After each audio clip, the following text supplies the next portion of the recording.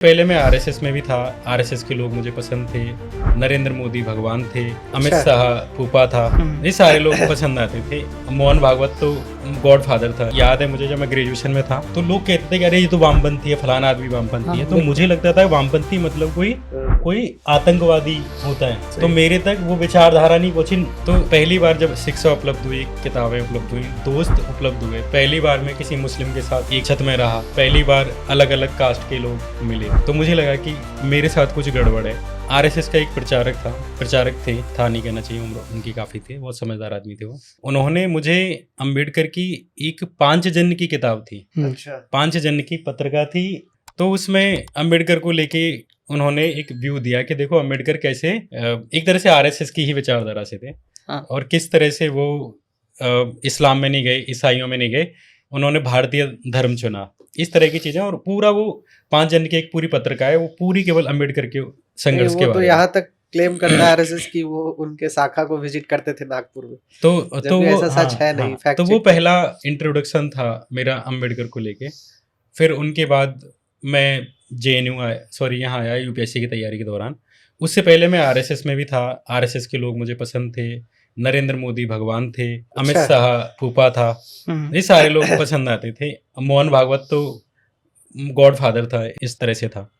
पर जब मैं तैयारी के लिए आया, संकल्प में एक आरएसएस की कोचिंग है, वहाँ पे मैंने कोचिंग करी। संकल्प में किया? हाँ, तो उस जगह मुझे थोड़ी चीज़ें ऐसी लगी कि ये पहली बार मुझे शिक्षा उपलब्ध हुई, पहली बार मुझे अच्छे विचार उपलब्ध हुए।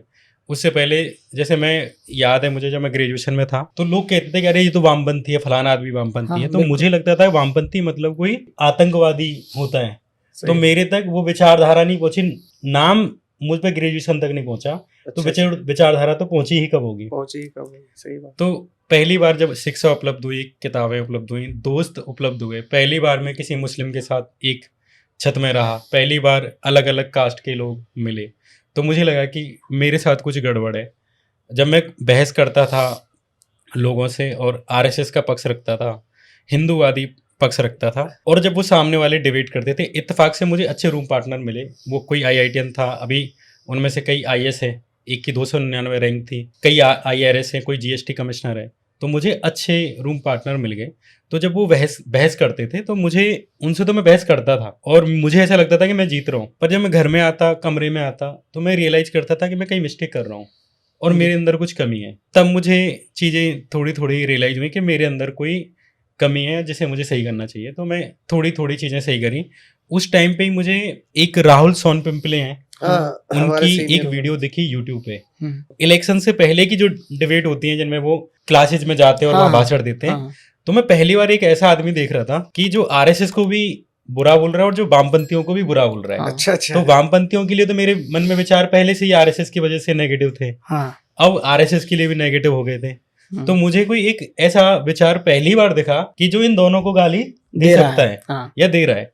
तो जब मैं आईआईएमसी में आया तो मैं सबसे पहले मैंने सोनपिंपली को ढूंढा और उनके पास गया और मैंने बोला कि मुझे ऐसा लगता है कि मैं आपके विचार का आदमी हूँ, और वैसे तो मैं स्टूडेंट हूँ, मेरे पास खुद पैसे नहीं है, पर ये मेरे पास 500 रुपये रखे हैं, ये मेरे पास 1000 रुपये रखे हैं, मुझे जब भी मिलते, जो उनका बापसा संगठन है उसमें मैंने कंट्रीब्यूट करना शुरू किया और बापसा की रैलीज में भी जाता था, और कभी ऐसे दिखा के नहीं, पीछे से उस पूरी प्रक्रिया में बापसा से रहा। तो बापसा शायद एक पहला गेट था जिसने थोड़ा विचार मेरे अच्छे करे। उसके बाद जो विचारों को मुझे लगता है कि चेंज करने में मेरी जो गर्लफ्रेंड रही, एक्स रही, उन्होंने बताया कि मैं कितना हरामी आदमी हूँ। तो ऐसे करके चीजें थोड़ी थोड़ी सही हुई। यूट्यूब का जो कंटेंट का जो जर्नी है, आपके मतलब जो भी टॉपिक्स आप जो चूज करते हो, जिस पे वीडियो बना रहे हो, चाहे हिरेन पंड्या पे बना रहे हो या फिर मोदी पे बना रहे हो, अमित शाह पे बना रहे हो, आरएसएस पे बना रहे हो, मैंने तमाम तरह के आपके वीडियोस देखे। तो आप जो टॉपिक आप चूज कर रहे हो वो काफी एक तरीके से कंट्रोवर्शियल टॉपिक है। उसमें से कई सारे जो पत्रकार हैं, चाहे वो बहुजन हो चाहे मुस्लिम पत्रकार, जा ही नहीं सकता है क्योंकि उसको डर होगा कि तुरंत केस होगा और उस पर मुकदमा होगा। तो आप मतलब जो आप कंटेंट को जो चूज करते हैं कि हमें इस पे बनाना है, हालांकि गहरी रिसर्च करते हो आप, काफी रिसर्च होता है, तो आपका मतलब डर नहीं लगता? नहीं, डर वाली बात तो है नहीं, और मेरे अंदर दिमाग बहुत कम है, तो डर, भय, लगाव, प्यार, मोह, ये चीजें हैं नहीं मेरे दिमाग में। तो जब मोह, लगाव, प्यार नहीं है तो डर भी नहीं है। तो उसमें मुझे फिर कोई कितना बड़ा है कितना छोटा है उससे मैटर ही नहीं करता। सरकार है, पक्ष का है, विपक्ष का है, दोस्त है, पिताजी है, मम्मी है, उससे कोई फर्क नहीं पड़ता। मेरे अंदर इतना सा दिमाग है तो मुझे कुछ पता ही नहीं कि मैं सही कर रहा हूँ, गलत कर रहा हूँ, भयानक कर रहा हूँ, छोटा कर रहा हूँ। एक कॉन्टेक्स्ट मैं ये लेना चाह रहा हूँ कि आप जब वीडियो बनाना चाह रहे हैं जिस टॉपिक पे, तो चूज कैसे आपका करते हैं? What is the creative process? उसमें आपको कोई बताता है, आपके अंदर से गट फीलिंग आती है कि चलो हम RSS पे बनाते नहीं, जैसे ऐसा होता है कि मेरी वीडियो बनाने का एक ही रीजन रहता है कि क्या उसमें ऑलरेडी एक इंटेंस रिसर्च उपलब्ध है। अच्छा। पहला, क्या उस टॉपिक से रिलेटेड बुक्स हैं, क्या उस केस से रिलेटेड कोर्ट का जजमेंट है, चार्जशीट है या कुछ है, तभी मैं कोई वीडियो बनाता हूँ। राहुल गांधी को भी जब पार्लियामेंट से निकाला गया, उनकी संसद की सदस्यता रद्द करी गई, मैंने वीडियो नहीं बनाई। Rahul Gandhi has been disqualified as member of parliament. पूरे सारे यूट्यूबर्स ने बनाई, बहुत इंपॉर्टेंट टॉपिक था, है ना। चाहे विनेश फोगाट का मामला हो, चाहे कई सारे ऐसे मामले हैं, इनके बिना तो कुछ भी नहीं है, हम खिलाड़ी भी नहीं है, जिनमें जो अभी के हैं और उनमें उनके ऊपर कोई बुक्स नहीं है, उनके ऊपर कोई रिसर्च नहीं है, मैं नहीं करता। मुझे लगता है कि ये काम करने के लिए बहुत सारे जर्नलिस्ट ऑलरेडी हैं। मैंने जो वीडियो बनाई, जैसे एक वीडियो के बारे में बात करूंगा, मैंने बनाई थी स्नूप गेट कांड।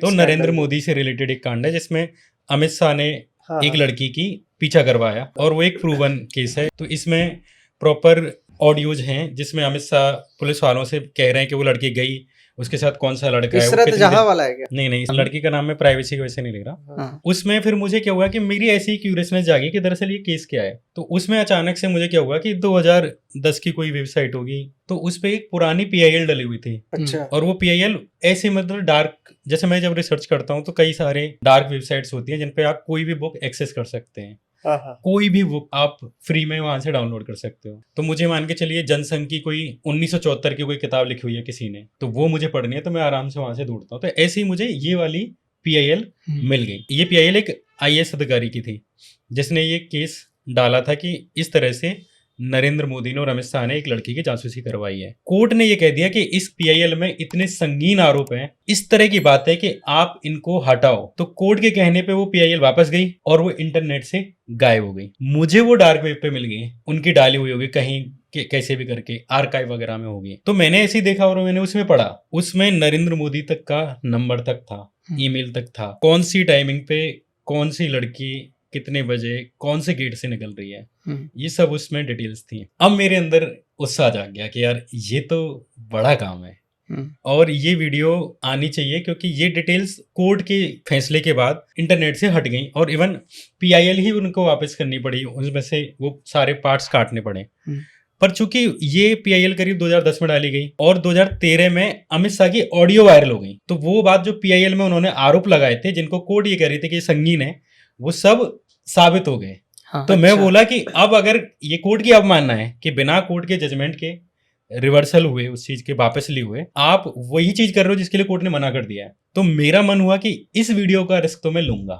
अच्छा। कोर्ट का भी रिस्क लूंगा कि कोर्ट ने मना कर दिया, कोर्ट की अवमानना है, लेकिन चूंकि वो प्रूवन है ना, तो आप इसको अनप्रूवन करो। मैं चाहता था कि अगर ये केस भी जाएगा, कोई बात भी होगी, तो एटलीस्ट इस पे कोर्ट में बहस होगी, एटलीस्ट इस पे बात होगी। तो मैंने उस पे एक वीडियो बना के तैयार करी और उस टाइम पे इलेक्शन आ रहे थे और उसी टाइम पे डिक्टेटर वगैरह ध्रुव राठी ने बनाई। उस टाइम पे मैंने ध्रुव राठी को बताया कि ऐसे से यार ये वीडियो तैयार कर रखी है मैंने, तो ये डेंजरस वीडियो थी। उस टाइम पे मैंने जानबूझ के इलेक्शन के टाइम पे नहीं डाली, क्योंकि मैं नहीं चाहता था कि मेरा काम इस तरह से देखा जाए कि वो एक सुपारी वर्क की तरह, कि आप इलेक्शन है तो आप एक सेंसिटिव इशू को उठा रहे हो और इलेक्शन नहीं तो आप भूल जाओ।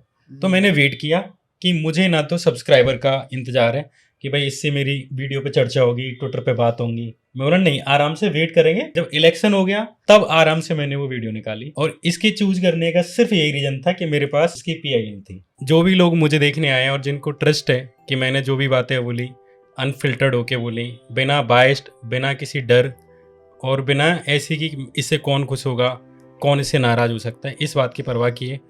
अगर मेरी बातें आपको अच्छी लगी हैं, आप उससे सहमत हैं, तो मेरे कहने पे ये जैसे उसका पेमेंट अगर आप करना चाहें तो इनके चैनल को ज़रूर सब्सक्राइब करें।